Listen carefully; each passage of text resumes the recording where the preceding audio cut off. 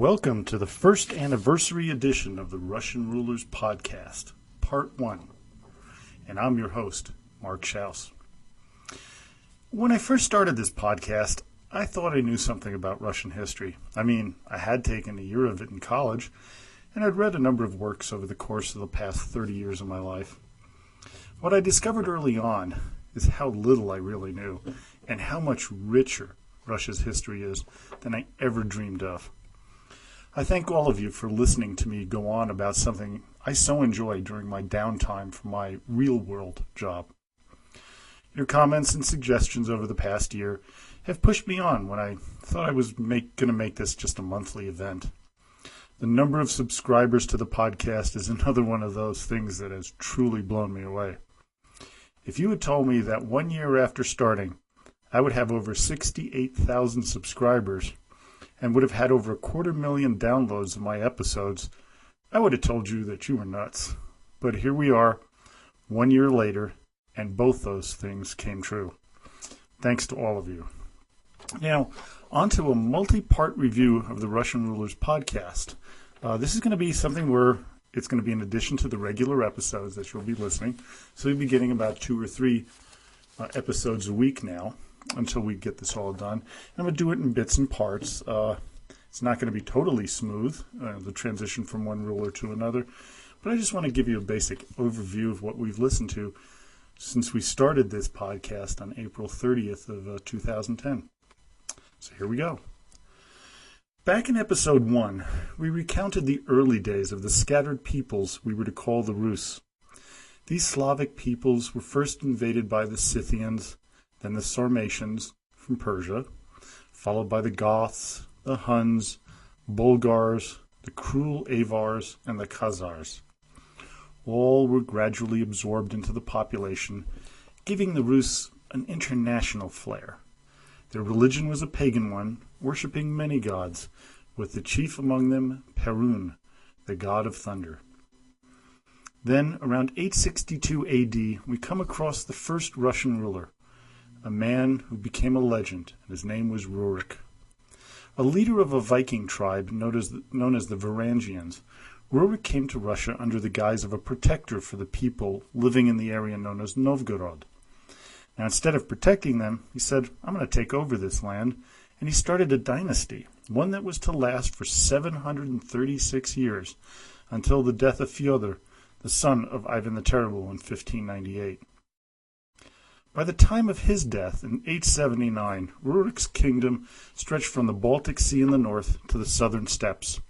It was a vast region with many fiefdoms which were to come under the control of the Grand Princes of Kiev, and the princes were known as the Knyaz, or the Veliki Knyaz, and the first of whom was Oleg of Novgorod, who ruled from 879 to 912. Oleg started the process of consolidating his power by either having local chiefs pledge allegiance to him, or if that failed, he simply had them killed. When he had Rurik's 2 brothers, Askold and Dir, murdered, he had enough power to move the seat of power from Novgorod to Kiev.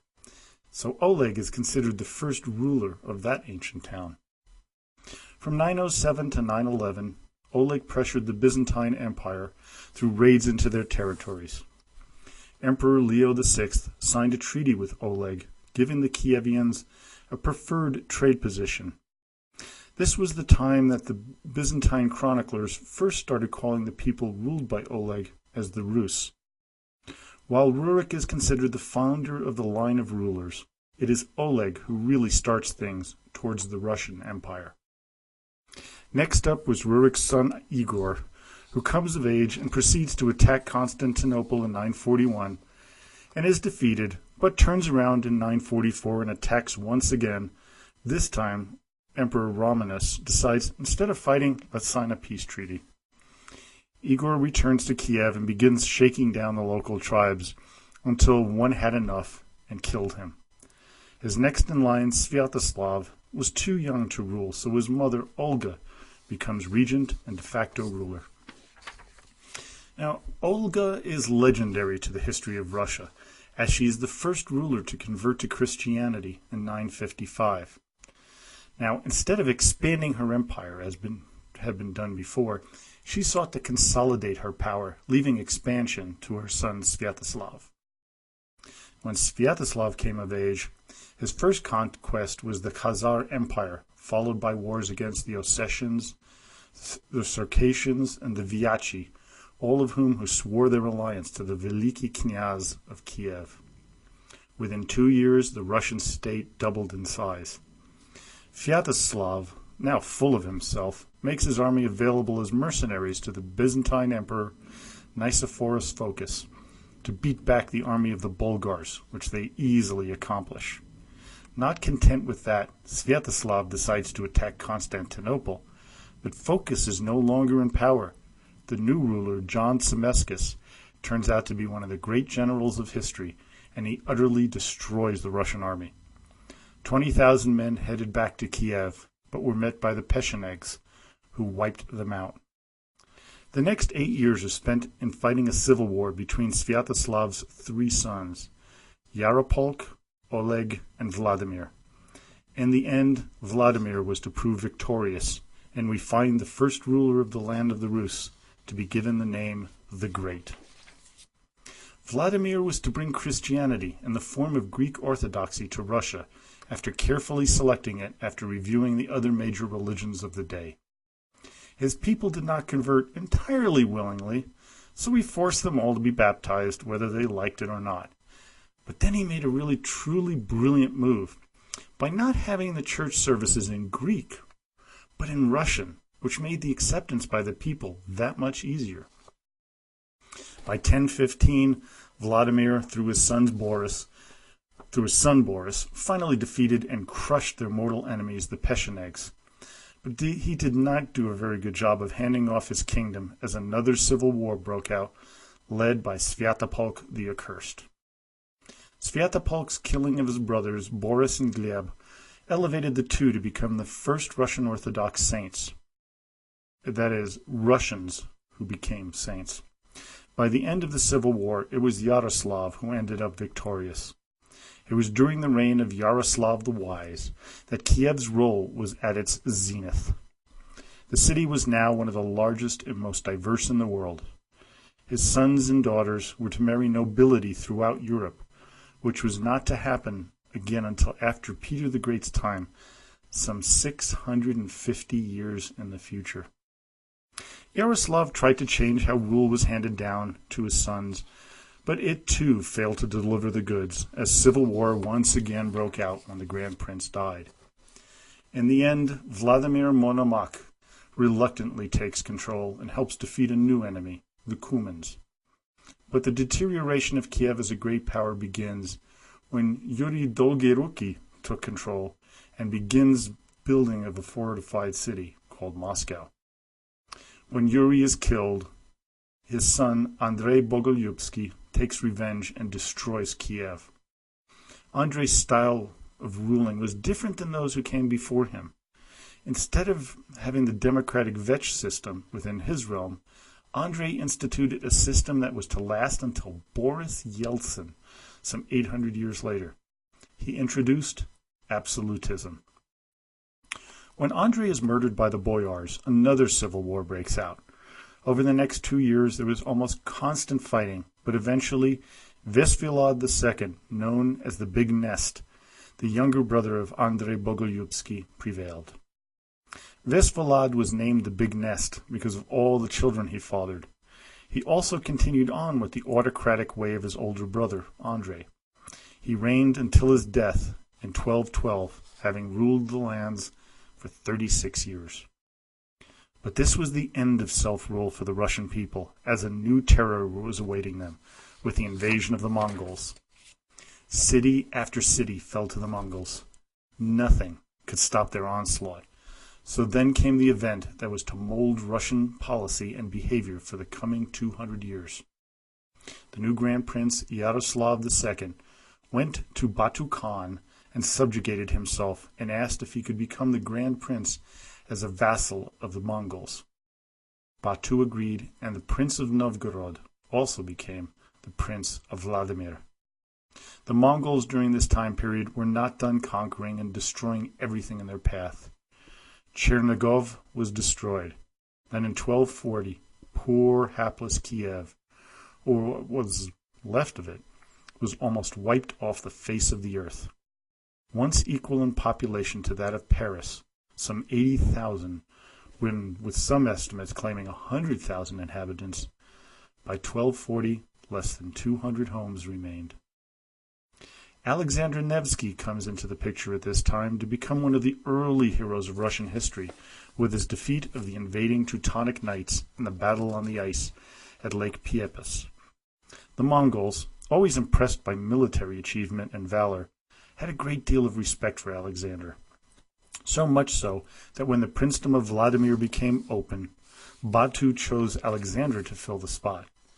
Now leader of both Novgorod and Vladimir, Alexander's influence over the Russian people grew.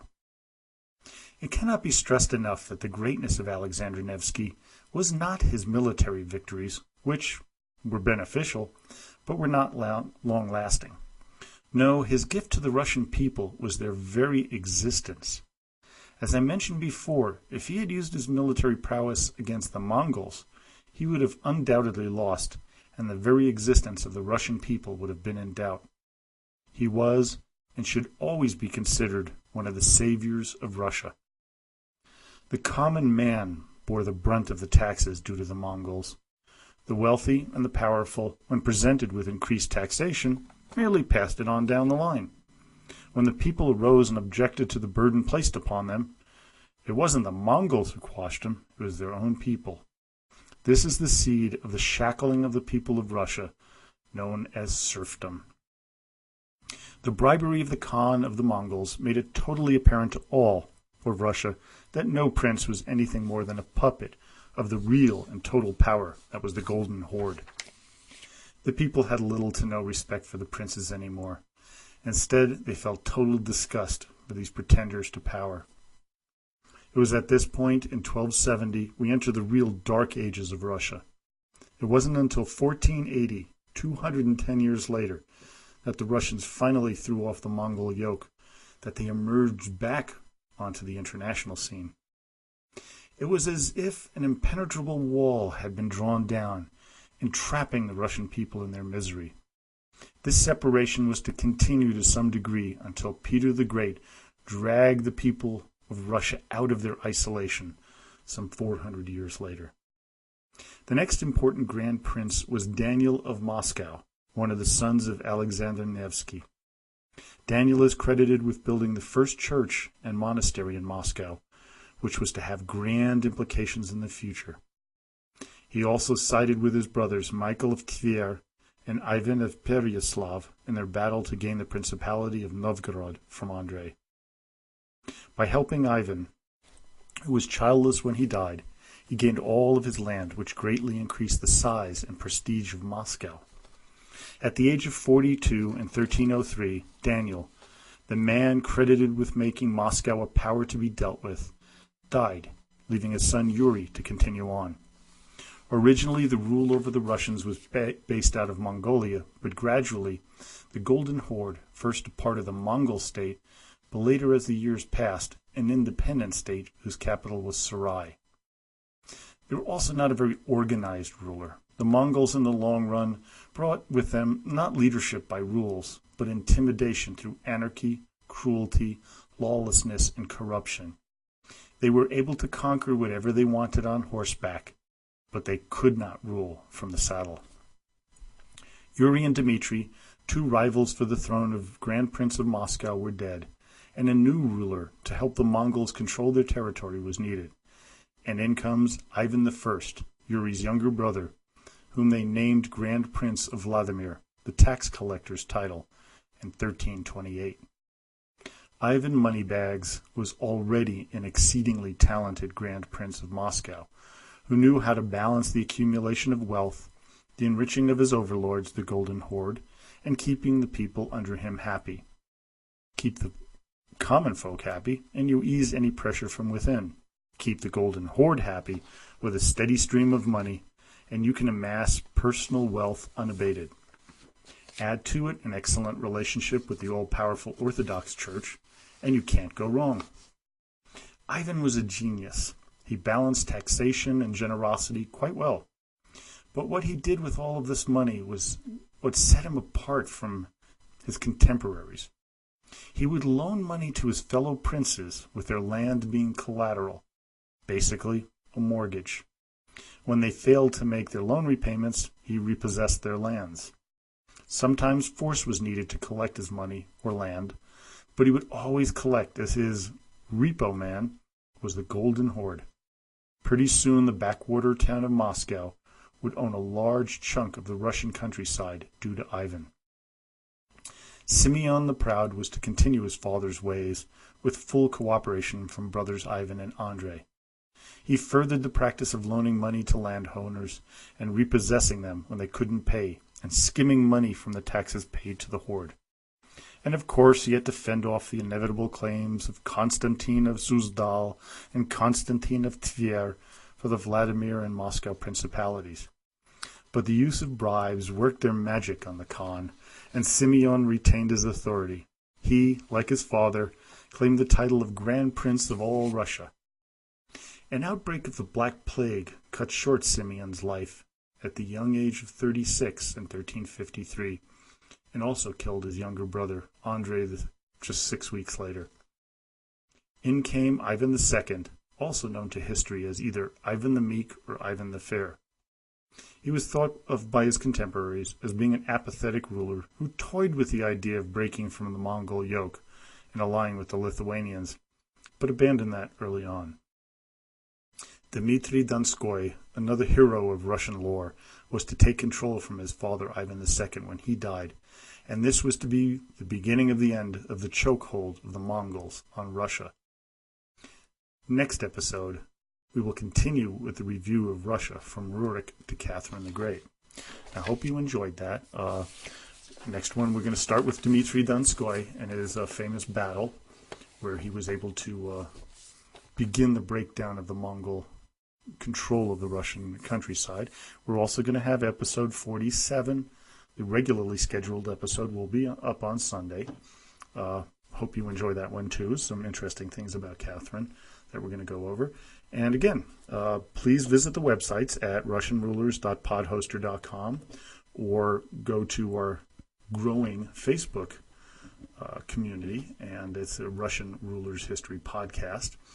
And please leave a suggestion. We're getting more of those out there, and ask questions, make a comment. I'd like to say hi to Martha Green and tell her thanks for the comment and the question about the pogroms of 1870 and why they were the Jews were singled out by the Russian nobility, and I put an answer up on Facebook about that. And again, and hope you enjoyed this, and as always, до свидания и спасибо большое.